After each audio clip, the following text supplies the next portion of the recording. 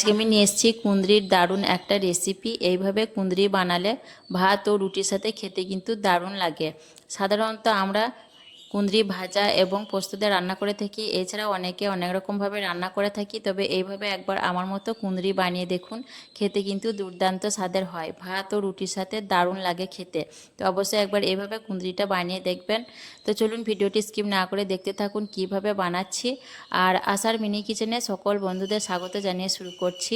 এখানে আমি দেখুন নিয়ে নিয়েছি কুঁদরি, পরিমাণ মতো। কুঁদরিগুলোকে বেশ ভালোভাবে কেটে ধুয়ে পরিষ্কার করে নিয়েছি। আর এরকম কুঁদরিগুলোকে আমি 2 পিস করে কেটে নিয়েছি। আর এখানে আমি নিয়েছি দেখুন একটা মিডিয়াম সাইজের আলুটাকে এরকম লম্বা লম্বা করে আমি কেটে নিয়েছি কুঁদরির মতো করে। আর নিয়েছি 2টো ছোটো সাইজের টমেটোগুলোকে দেখুন আমি একটু বড় বড় সাইজ করে কেটে নিয়েছি। আর এখানে আছে একটা মিডিয়াম সাইজের পেঁয়াজটাকে কুচি করে কেটে নিয়েছি। আর নিয়েছি 3টে কাঁচা লঙ্কা ফালি করে কেটে নিয়েছি। গ্যাস অন করে আমি কড়াইয়ের মধ্যে দিয়ে দিচ্ছি পরিমাণ মতো সর্ষের তেল। তেলটা একটু গরম হয়ে আসার পর দিয়ে দিচ্ছি কেটে রাখা আলু আর কুঁদরি।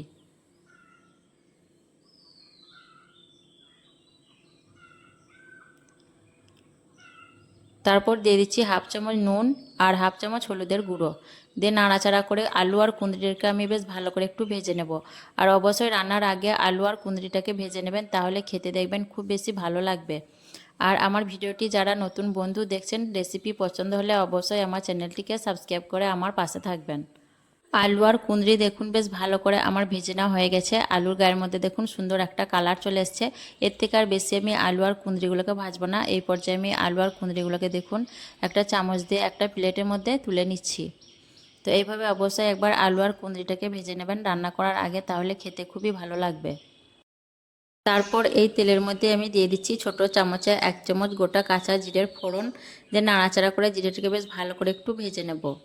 এভাবে একটু জিরের ফোড়ন দিলে খেতে বেশি ভালো লাগে। জিরেটা ভালো করে ভেজে নেওয়ার পর দিয়ে দিচ্ছি কেটে রাখা পেঁয়াজ কুচিগুলো।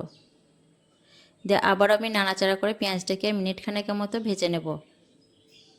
মিনিট 2 মতো পেঁয়াজটা ভেজে নেওয়ার পর দিয়ে দিচ্ছি হাফ চামচ রসুন বাটা আর হাফ চামচ আদা বাটা। দিয়ে আবার আমি নাড়াচাড়া করে মিনিট 2 মতো ভেজে নেব, যাতে কাঁচা গন্ধটা না থাকে আদা রসুনের। আর এখানে আমি বাটা আদা রসুন ব্যবহার করেছি, আপনারা চাইলে কিন্তু গ্রেট করেও দিতে পারেন। আদা রসুন ভালো করে ভেজে নেওয়ার পর দিয়ে দিচ্ছি কেটে রাখা কাঁচা লঙ্কা আর দিয়ে দিচ্ছি টমেটো কুচিগুলো। আর টমেটোগুলো দেখুন আমি একটু বড় বড় সাইজ করে কেটে নিয়েছি। দিয়ে আরও কিছুক্ষণ নাড়াচাড়া করে নেব। আর এখানে আপনারা চাইলে কিন্তু টমেটো পেস্টও ব্যবহার করতে পারেন। টমেটো কুচি দেওয়ার বদলে আমি কিন্তু বড় বড় সাইজ করে টমেটোটাকে দিয়েছি। 2 মিনিটের মতো নাড়াচাড়া করে টমেটোটাকে ভেজে নিলাম।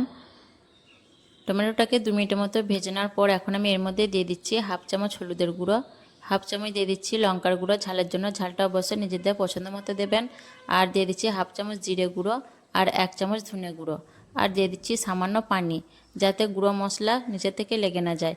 দিয়ে আবারও বেশ ভালোভাবে নাড়াচাড়া করে মশলাটাকে আমি কষিয়ে নেব। এভাবে একটু পানি দিয়ে মশলাটাকে বেশ ভালো করে কষিয়ে নিতে হবে, নইলে মশলা নিজের থেকে লেগে যেতে পারে, যেহেতু শুকনো মশলা। 2-3 মিনিটের মতো মশলাটাকে কষিয়ে নেওয়ার পর দিয়ে দিচ্ছি হাফ চামচ নুন আর 1 চা চামচ চিনি। এতে করে টেস্টটা ব্যালেন্স হবে। নাড়াচাড়া করে ভালো করে চিনি আর নুনটাকে মিশিয়ে নেব। এভাবে একটু চিনি দিলে রান্নাটা খেতে বেশ ভালো লাগে। তো ভালো করে নাড়াচাড়া করে মিশিয়ে নেওয়ার পর আমি ঢাকনা দিয়ে 2-3 মিনিটের মতো হতে দেবো। এতে করে টমেটোটাও নরম হয়ে যাবে আর মশলা থেকে তেলটাও ছাড়তে শুরু করে দেবে। 2-3 মিনিটের মতো রান্না করার পর ঢাকনা খুলে নিচ্ছি। আর মশলাটা থেকে দেখুন তেলটা ছেড়ে দিয়েছে। এখন একটু ভালো করে নাড়াচাড়া করে নেব। আর টমেটোটাও দেখুন অনেকটাই নরম হয়ে এসছে। এখন ভালো করে নাড়াচাড়া করে নিচ্ছি। নাড়াচাড়া করে নেওয়ার পর এখন আমি এর মধ্যে দিয়ে দিচ্ছি আগে থেকে ভেজে রাখা আলু আর কুঁদরি। আর দিয়ে দিচ্ছি খুব অল্প পরিমাণ পানি। দিয়ে বেশ ভালো করে নাড়াচাড়া করে মিশিয়ে নেব। আর খুব বেশি পানি দেওয়ার দরকার নেই, যেহেতু রান্নাটা ঝোল হবে না, মাখো মাখো হবে, তার জন্য আমি অল্প পানি দিয়ে দিলাম। এই পানির মধ্যেই কিন্তু বেশ ভালোভাবে আলু আর কুঁদরিটা সেদ্ধ হয়ে যাবে। ভালো করে নাড়াচাড়া করে নিয়ে মিশিয়ে নিচ্ছি। ভালোভাবে নাড়াচাড়া করে নেওয়ার পর এখন আমি এর মধ্যে দিয়ে দিচ্ছি সামান্য পরিমাণ গরম মশলার গুঁড়ো। এই পর্যায়ে গরম মশলাটা দিলে রান্নার মধ্যে বেশ ভালোভাবে গরম মশলার ফ্লেভারটা কিন্তু মিশে যাবে। আপনারা চাইলে কিন্তু রান্নার শেষেও গরম মশলাটা দিয়ে নামিয়ে নিতে পারেন। আমি কিন্তু এই পর্যায়ে দিয়ে দিলাম, যাতে বেশ ভালোভাবে রান্নার মধ্যে গরম মশলার গুঁড়োর ফ্লেভারটা মিশে যায়। ভালোভাবে নাড়াচাড়া করে নিয়ে এখন ঢাকনা দিয়ে আমি মিডিয়াম ফ্লেমে 7 থেকে 8 মিনিটের মতো রান্না করে নেব।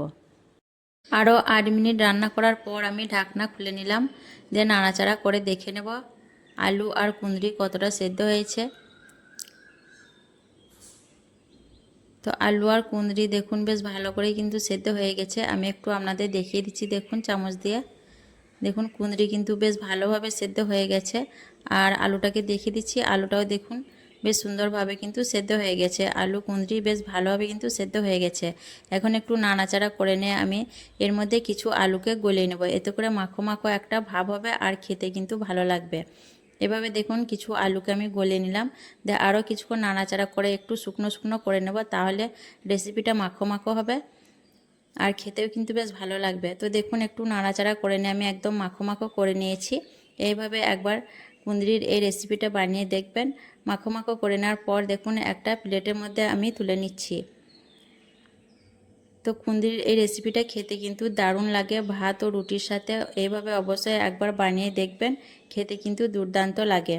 তো কেমন লেগেছে আজকের এই কুঁদরির রেসিপিটি অবশ্যই কমেন্টে জানাবেন। ভালো লাগলে লাইক করবেন, শেয়ার করবেন আর আমার চ্যানেলটিকে সাবস্ক্রাইব করে আমার পাশে থাকবেন। আসবো আবারও অন্য কোনো রেসিপি নিয়ে। সকলে ভালো থাকবেন, সুস্থ থাকবেন। আল্লাহ হাফেজ।